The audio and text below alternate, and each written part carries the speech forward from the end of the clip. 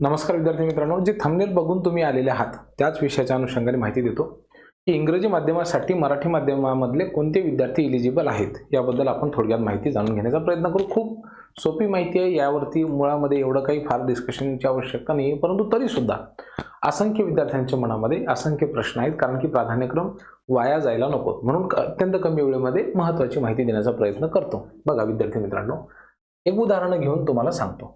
समजा एक जिल्हा परिषद आहे, कुठलीही तुम्ही कन्सिडर करा, आपण पुणे जिल्हा परिषद कन्सिडर करू, ठीक आहे, सोप्या शब्दामध्ये एक पुण्याची जिल्हा परिषद आहे, ठीक आहे। या ठिकाणी 6वी ते 8वी साठी काही जागा आलेल्या आहेत, ठीक आहे। कोणती जागा आहे? ह्या जागा आहेत लँग्वेज मध्ये, भाषेच्या जागामध्ये कोणकोणत्या बघा, मराठी आहे समजा, त्यानंतर एक हिंदी आहे, त्यानंतर एक इंग्रजी आहे, ठीक आहे। 6वी ते 8वीच्या ऍड मध्ये तुम्हाला हे जागा अशा दिसायला मिळतात, ठीक आहे। पुढे जाऊयात आपण।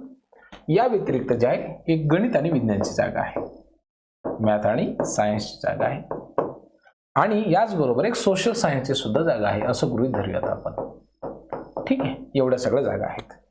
आता 6वी ते 8वी या शाळेचं जे मीडियम आहे तर ते इंग्रजी माध्यम आहे असं आपण गृहीत धरूयात। आता ते इंग्रजी असतं, जर ते 6वी ते 8वीला इंग्रजी असेल याचा अर्थ ते पूर्ण इंग्रजी असतं असं नाही। याचा अर्थ असा असतो की ती जी शाळा आहे ती सेमी इंग्लिश माध्यमाची आहे, ठीक आहे, सेमी इंग्लिशची। आता सेमी इंग्लिशचा अर्थ काय होतो? बेसिकली तुम्हाला माहिती आहे काय आहे की काही विषय मराठीमध्ये असतील, काही विषय हे इंग्रजी भाषेमध्ये असतील।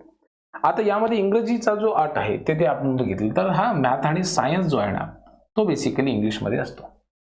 बाकीचे जे विषय तुम्हाला मराठी माध्यमामध्ये शिकवावे लागतात, सोशल सायन्स असेल, इंग्रजी असेल, इंग्रजी तर बरं इंग्लिशमध्ये शिकवतो, माफ करा, हिंदीमध्ये शिकवावं लागतो, मराठीमध्ये शिकवावं लागतो। आता मराठीसाठी इंग्लिश बीएडची आवश्यकता आहे का? अजिबात नाही। मराठी बीएड ज्यांचं झालेलं आहे ते विद्यार्थी मराठी लँग्वेजसाठी अप्लाय करू शकतात की नाही? हो, 100% अप्लाय करू शकतात, काहीच अडचणच नाही। कोणी जर म्हणेल की बाबा बीएड इंग्लिशमध्ये पाहिजे, कशासाठी? तर जर एखादी भाषा ही इंग्लिश लँग्वेजची असेल तर नाही, कारण ज्या वेळेला तुम्ही जाहिरात बघता त्या विषय शिकवण्याचं जे माध्यम आहे ते सुद्धा त्या ठिकाणी लिहिलेलं असतं, म्हणून काळजी करण्याची आवश्यकता नाही। एक उदाहरण तुम्हाला सांगतो म्हणजे आपल्या लक्षात येईल, ठीक आहे। बघा किती सोपं असतं हे। बघा, ही 6वी ते 8वीची एक जागा आहे, ठीक आहे, मराठी माध्यम आहे, शाळेचं माध्यम कुठलं आहे? मराठी आहे, सोपं आहे की नाही? बघा, पण हा जो 6वी ते 8वी गणित विषय शिकवण्याचं जे माध्यम आहे ते कुठलं आहे? मराठी आहे। या ठिकाणी कोण एलिजिबल असतो? साहजिकच आहे, ज्याचं मराठीमध्ये बीएड झालेलं आहे तो एलिजिबल आहे। सोबतच ज्याचं इंग्लिशमध्ये बीएड झालेलं आहे आणि 10वीला मराठी हा विषय होतो भाषा म्हणून, तो सुद्धा या ठिकाणी एलिजिबल आहे, तो अप्लाय करू शकतो, ठीक आहे। आता इथे बघा, मराठीची 9वी 10वीची जागा आहे, ठीक आहे। इथे भाषा हा विषय आहे आणि शिकवण्याचं माध्यम इथं काही लिहिलेलं आहे का? नाही लिहिलेलं आहे। मग इथे ज्या विद्यार्थ्यांच्या ग्रॅज्युएशनला इंग्रजी हा विषय होता, मग त्यांचं बीएड मराठीमध्ये झालेलं असो किंवा इंग्रजीमध्ये झालेलं असो, काही अडचण नाही, ते या ठिकाणी अप्लाय करू शकतात। ही जरी शाळा सेमी इंग्लिश असली तरी सुद्धा लक्षामध्ये इथं माध्यम लक्षात येईल कसं? मराठी की इंग्रजी आहे, तर ते इंग्रजी विषय तो इंग्रजीमध्ये शिकवावा लागेल, पण याच्यासाठी इंग्लिश बीएड असणं गरजेचं आहे का? नाही, ते अप्लाय करू शकतात। सेमी इंग्लिशच्या शाळेवरती जर शिकवण्याचं माध्यम इंग्रजी असेल तर तुम्हाला इंग्रजी मीडियमचेच विद्यार्थी घेतील, ठीक आहे। आता त्याच्यासाठी एक उदाहरण घेऊ आपण, सोपं, ठीक आहे। आपण बघूयात आपल्याकडे एखादी अशी जाहिरात आहे का की ज्याच्यामध्ये टीचिंगचं जे मीडियम आहे ते इंग्लिश आहे, ठीक आहे, असं असू शकते एखादी जाहिरात आपल्याकडे। एक मिनिट आपण बघण्याचा प्रयत्न करू, नसलं तर मी तुम्हाला ते उदाहरणासहित समजून सांगतो, एकच सेकंद बघू, असलं तर ठीक आहे।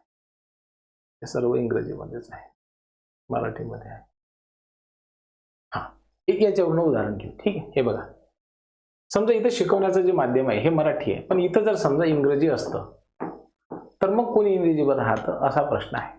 बघा, आता हे 1 ते 5 ची जागा आहे की नाही, ठीक आहे।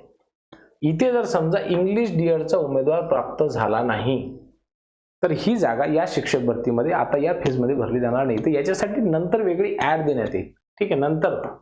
नंतर ऍड देण्यात येईल आणि नंतर विद्यार्थ्यांकडून प्राधान्यक्रम भरून घेण्यात येतील, 1 ते 5 असेल तर। आता 1 ते 5 नसेल पण 6 ते 8 असेल मग ठीक आहे. हे बघा उदाहरण, हा इथे आता एक्झॅक्ट क्लिअर झालं. हे बघा इथे संस्कृत विषयाची ही जागा आहे. इथं शिकवण्याचं माध्यम लिहिलं का? काहीच नाही. मराठी आहे, शिकवण्याचं माध्यम लिहिलं का? नाही. म्हणजे इथं मराठी माध्यमाचे उमेदवार पात्र आहेत. संस्कृत असेल तुमचं तर तुम्हाला 10वीला संस्कृत पाहिजे किंवा ग्रॅज्युएशनला संस्कृत पाहिजे, मग तुम्ही जर असाल तर या ठिकाणी इलिजिबल आहात. पुन्हा बघा त्या ठिकाणी इंग्रजी आहे, इथं शिकवण्याचं माध्यम लिहिलेलं आहे का? नाही. म्हणजे तुमचं बीएड मराठीमध्ये असू द्या किंवा इंग्लिशमध्ये असू द्या तरी सुद्धा तुम्ही या ठिकाणी पात्र आहात. पुढे जाऊयात आपण. हिंदी याची एक जागा आहे. तुमचं बीएड हिंदीमध्ये असो, मराठीमध्ये असो, कशाही याच्यामध्ये असो तुम्ही या ठिकाणी इलिजिबल आहात. मराठीमध्ये असलो तरी सुद्धा. ग्रॅज्युएशनला फक्त तुमचा हिंदी विषय पाहिजे. पुढे बघा इतिहास विषय आहे, हा तुम्हाला शिकवायचा आहे.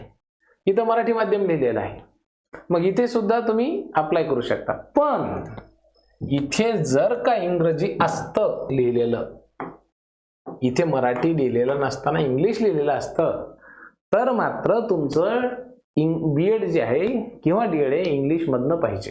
आलं लक्षामध्ये? कारण की इथं ऑलरेडी माध्यम लिहिलेलं आहे. ठीक आहे. अशा केसमध्ये पुढे जाऊयात आपण. आता इथे सुद्धा हे सगळे विषय मराठीमधनंच लिहिलेले आहेत. खूप मोठी संस्था आहे त्याच्यामुळं हे प्रत्येक विषयासाठी त्यांनी सेपरेट शिक्षक घेतलेले आहेत. इथे विज्ञान सुद्धा मराठीमध्ये शिकवायचं आहे. या ठिकाणी मराठीचे उमेदवार लागतील. परंतु इथे बघा आता जसं मराठीचा विषय हा मॅथमॅटिक्स आहे, इंग्लिश विषय शिकवायचा आहे. म्हणजे मराठी इंग्लिश आहे, शाळा शिकवण्याचं जे माध्यम आहे ते मराठी आहे, शाळेचं माध्यम मराठी आहे आणि विषय शिकवायचा इंग्रजीमध्ये. तर इथे सुद्धा तुमचं बीएड मराठी असेल ना तरी सुद्धा चालेल. कारण की 11वी-12वीची जागा आहे. फक्त अडचण कुठे येते? 6वी ते 8वी टीचिंग मीडियम जर इंग्लिश असेल तर मात्र तुम्हाला त्या ठिकाणी अप्लाय करताना अडचण येते. अन्यथा तुमची काही अडचण नाही. ज्या ज्या ठिकाणी इंग्लिश मीडियम टीचिंगचं आहे त्या ठिकाणी मराठी उमेदवारांनी शक्यतो टाळण्याचा प्रयत्न करा. आणि जर टीचिंगचं मीडियम लिहिलेलं नसेल तर मात्र तुम्ही त्या ठिकाणी इलिजिबल आहात. ठीक आहे. आता म्हणता मी तुम्हाला म्हटलं होतं की 3 मिनिटांमध्ये मी सांगेल, परंतु जवळपास 7-7.5 मिनिटं याला झालेले आहेत. मी आज आपली क्षमा मागतो, परंतु मी तुम्हाला हे उदाहरणासह सांगितलेलं आहे. त्याच्यामुळं असं काही फारसं हे कठीण असतं अशातला काही प्रकार नाही आहे. खूप सोपं असतं हे. ठीक आहे. या ठिकाणी तुम्ही काय करू शकता? अप्लाय करू शकता. तसं शिकवण्याचं माध्यम हे असं लिहिलेलंच असतं इथे. ठीक आहे. हे थोडीशी जाहिरात पाहताना व्यवस्थित बघायचं म्हणजे तुम्हाला प्राधान्यक्रम देताना तशी काही अडचण येणार नाही. ठीक आहे. आता बघा इथं डॅश डॅश लिहिलेलं आहे, तुम्ही इथं कोणी पण अप्लाय करू शकता ज्यांचं मराठी बीएड झालेलं आहे तरी सुद्धा. फारसं काही कठीण नाही आहे हो, पॅनिक होऊ नका. काही प्रश्न असतील कमेंट बॉक्समध्ये बिनधास्त लिहा. काही प्रश्नांना उत्तर देण्याचा प्रयत्न डेफिनेटली करेल. खूप खूप धन्यवाद.